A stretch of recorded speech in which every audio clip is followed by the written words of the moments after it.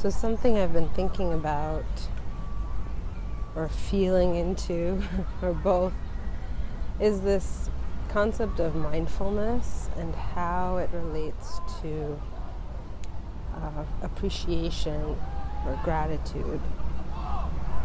And that basically mindfulness is kind of like the foundation of our house of spirituality, our castle of source, of love, unity.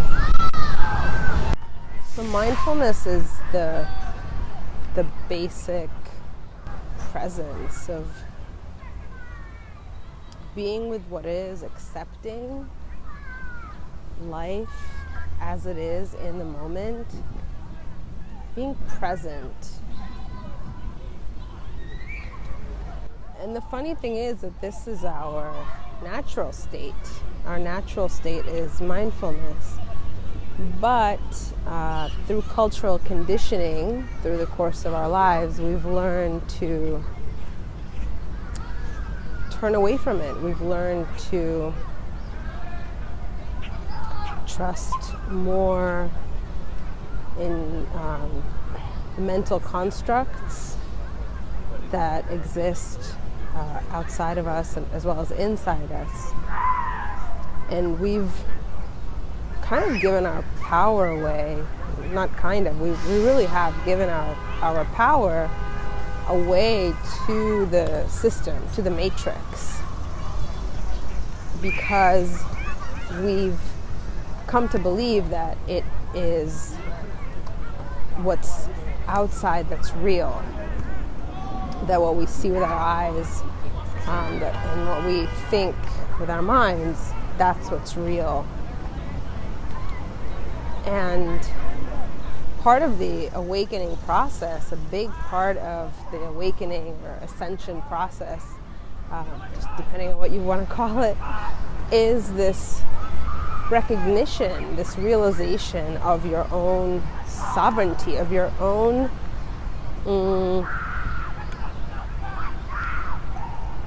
power, your personal universal power in creating the world.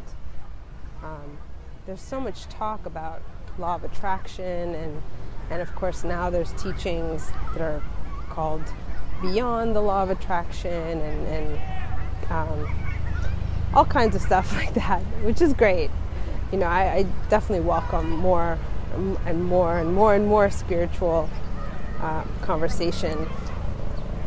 But the real beauty and the real gift, I think, of the law of attraction and the secret, which is what popularized law of attraction, and all of Abraham Hicks' teachings, is this concept of agency, this recognition that you are a sovereign being and you get to manifest the life that you want for yourself.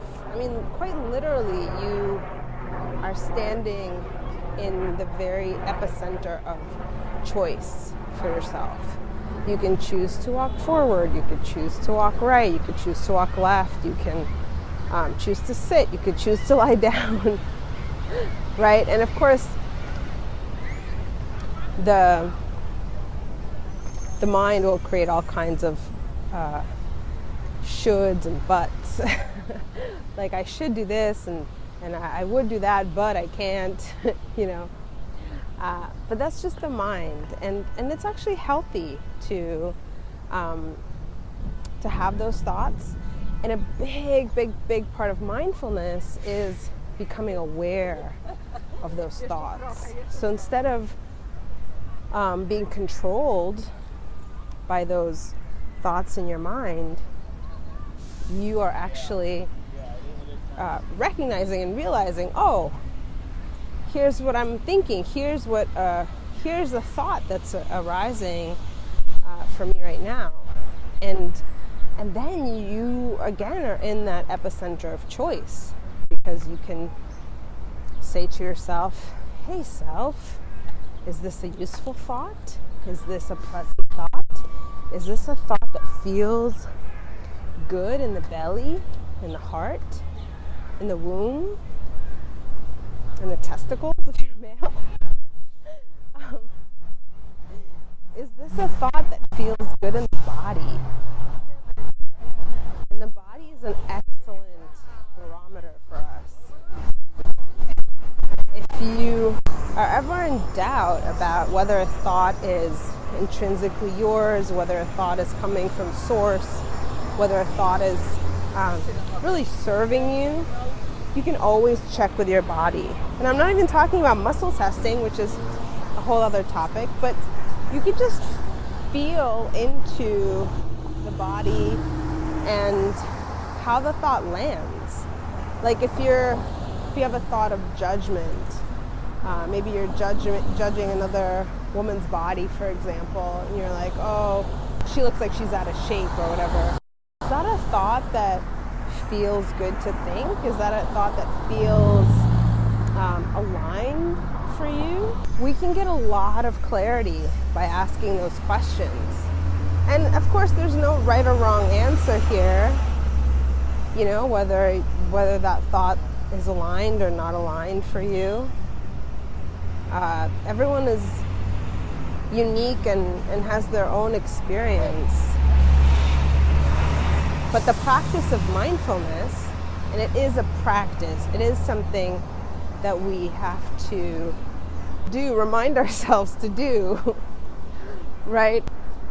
Because even though it's a very natural state of being for us, when we're young, when we're babies, when we're young children, it's something that, for the most part, has been overtaken by the cultural programming. So on a hot day, for example, you know, you might feel like taking off your clothes because the breeze will feel lovely on your naked skin, but the cultural programming tells you that you can't do that. Now, am I saying, hey, just, you know, dump that cultural programming and take your clothes off anyway? No, I'm definitely not saying that. I don't want you to get arrested. But if you are able to be mindful in that moment and become aware, that's huge. Becoming aware that the thought, don't do that, don't follow that impulse to be naked on a hot day, it's not actually your truth, right? It's the cultural programming. So we begin to, piece by piece, step by step, breath by breath, we begin to separate ourselves from that programming, from the matrix. And this is really the way out. This is really when we start to see the light. This practice of mindfulness is the foundation of our way out of the world of illusion, the world of Maya, the matrix, and into the real reality, the quantum, multidimensional reality that scientists are just starting to discover and that mystics have known for millennia. So we right now are in this very interesting moment in time when a lot of factors, a lot of factions, a lot of streams are converging. A lot of streams are converging and starting to flow together.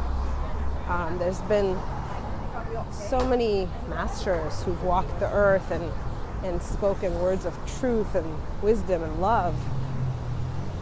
And now we're finally in a time when we can actually put those messages together, where we can call ourselves, as I do, I call myself a follower of Buddha. I call myself a follower of Yeshua, Jesus Christ. I call myself a follower or listener or a friend to Maria Magdalena. I call myself an apprentice to Mother Earth. So all these concepts, all these masters or deities, whatever, however you want to look at them, all these teachers,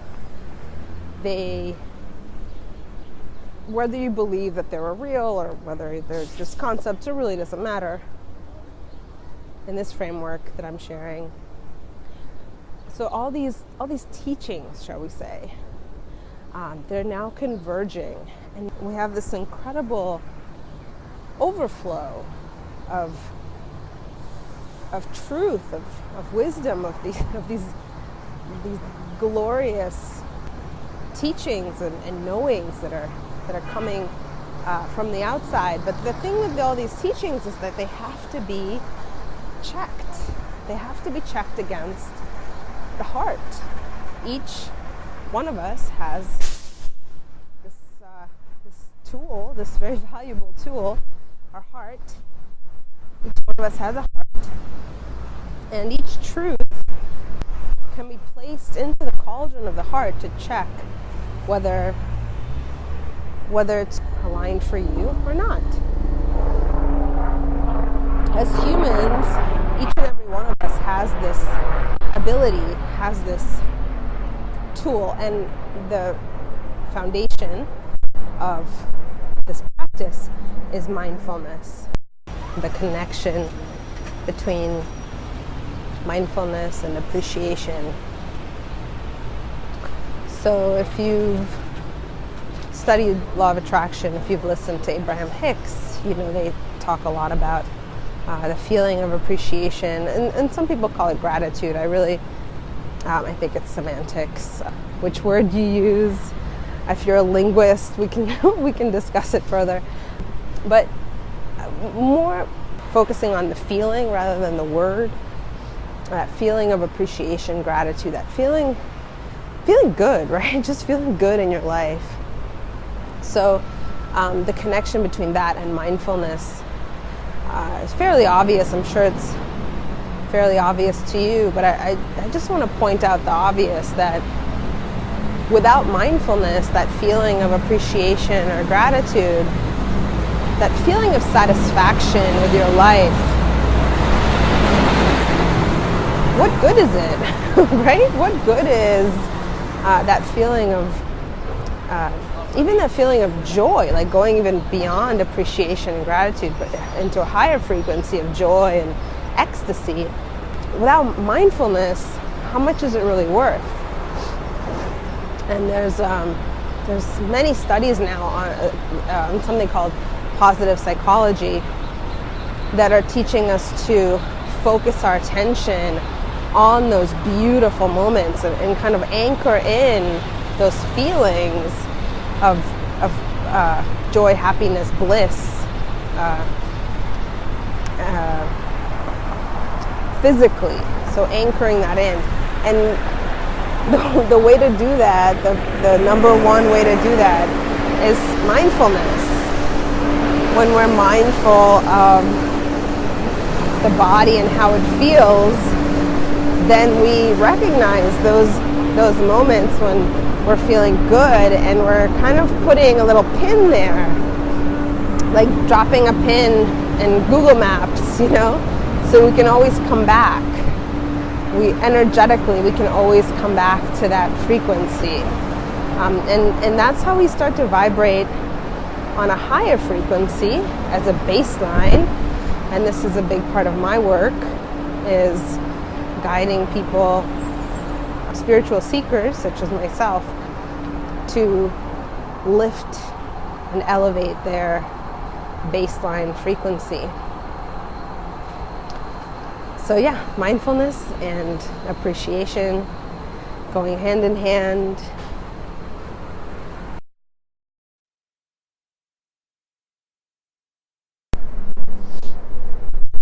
So I'm just thrilled to share this brand new mindfulness program with you. It's completely free. It's 10 easy ways to cultivate mindfulness without meditation.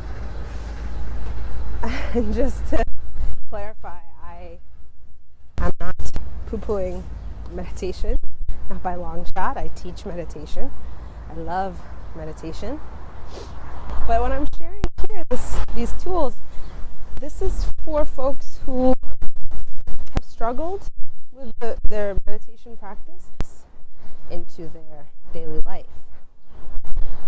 So I hope you take a moment to download this PDF and audio guide for yourself. It's fairly comprehensive. There's a cheat sheet that you can print out for yourself. That should be quite useful. And as always, I'm here to answer any questions that may arise. My wish is for you to awaken to your own brilliance, to your own incredible light, to the energy of divinity, the power of source, which is alive within you. Be well and be blessed.